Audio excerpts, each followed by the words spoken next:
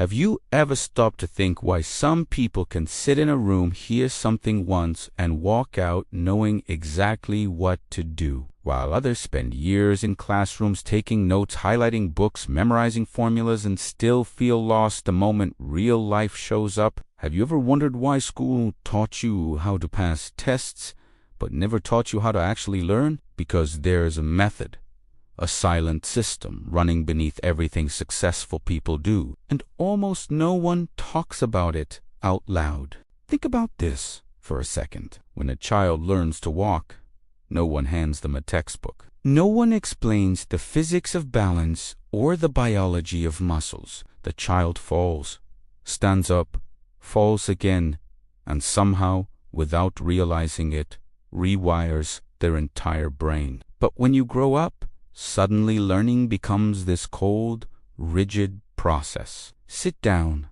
be quiet, memorize, repeat, and somehow the most natural ability you were born with becomes something you struggle to use. What if I told you that the people who master skills the fastest, the ones who adapt in new jobs, new industries, new environments, are not smarter than you, and they are not more disciplined than you either. They are simply using a different internal system. A method that turns every experience into a lesson, every mistake into data, and every moment into a feedback loop. And once you see it, you can't unsee it, because it changes the way you approach everything from reading a book to building a career. Let me ask you something personal. Think about the last time you tried to learn something new, a language, a software, a business skill. Did you start motivated, excited, ready to change your life, and then slowly fade out as confusion and frustration crept in? That moment when you realize you don't even know what you don't know, that is not failure. That is the edge of the real learning zone. And most people walk away right there, because no one taught them what that feeling actually means. Here's the uncomfortable truth. School trains you to chase answers. Real learning trains you to chase questions. In classrooms, the goal is to get the right result. In the real world, the goal is to build the right model in your head. And the people who win are not the ones with the most information. They are the ones with the clearest mental maps. They see how things connect, how actions create consequences, how small decisions compound into massive outcomes. Imagine two people reading the same book. One underlines sentences, memorizes definitions, and feels productive. The other stops after every chapter and asks, how would this change what I do tomorrow?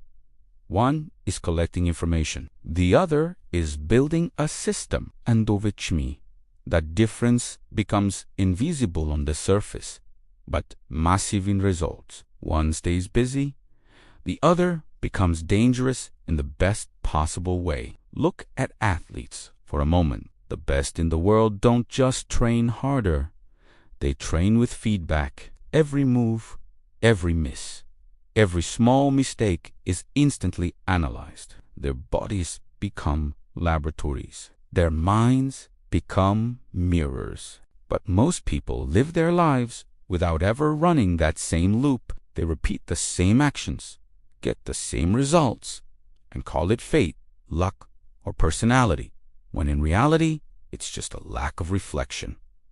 Now here's where it gets interesting. The learning method schools never teach is not a trick, a hack, or a shortcut.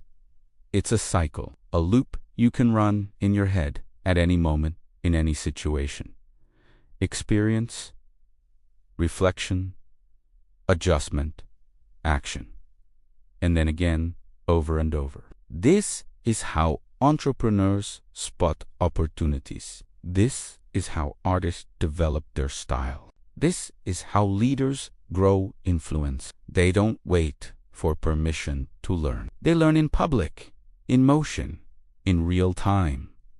Think about social media for a second. Millions of people scroll every day, consuming content, watching others live, build, and grow. but a small group uses the same platforms as a testing ground. They post, observe reactions, adjust tone, timing, and message. While others are entertained, they are running experiments, same environment, completely different mindset, and guess who gets ahead? Here's the part that most people miss. Learning is not about adding more to your brain. It's about removing what doesn't work. Every belief you hold is a theory.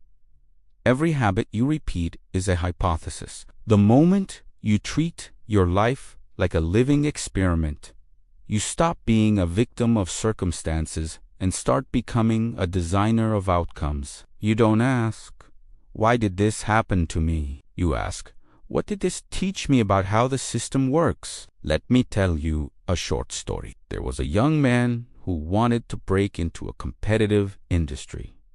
No connections, no money, no special background. He applied to dozens of jobs and got rejected again and again.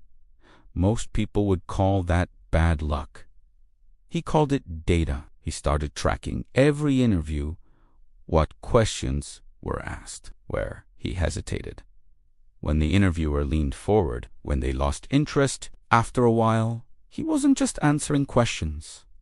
He was reading the room, and one day he walked into an interview already knowing how it would end. That's the difference between living inside the system and seeing the system from above. Schools teach you to stay inside the box. The real learning method teaches you to step outside and observe the box itself, to see patterns, cycles, and leverage points, to understand not just what works, but why it works. Now let's talk about something uncomfortable.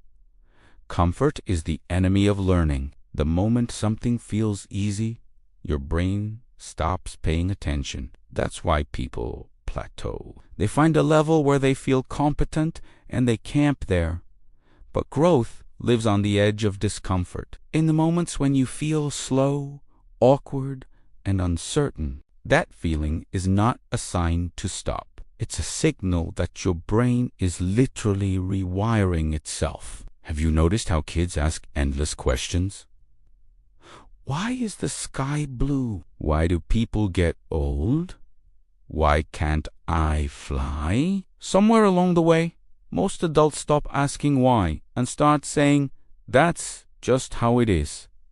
The learning method schools never teach is about going back to that childlike curiosity, but with an adult's discipline. You don't just wonder.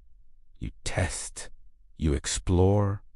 You challenge. You rebuild your understanding piece by piece. Think about the people you admire, the ones who seem to reinvent themselves. Different careers, different skills, different identities across a lifetime. They are not starting over.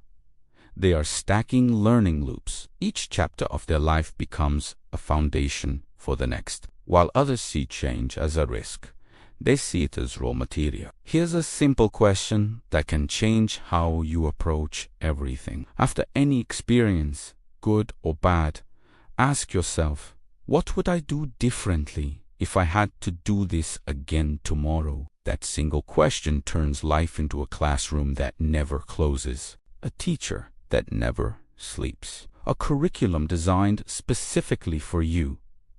And here's the irony. The world is moving faster than ever. Jobs are changing.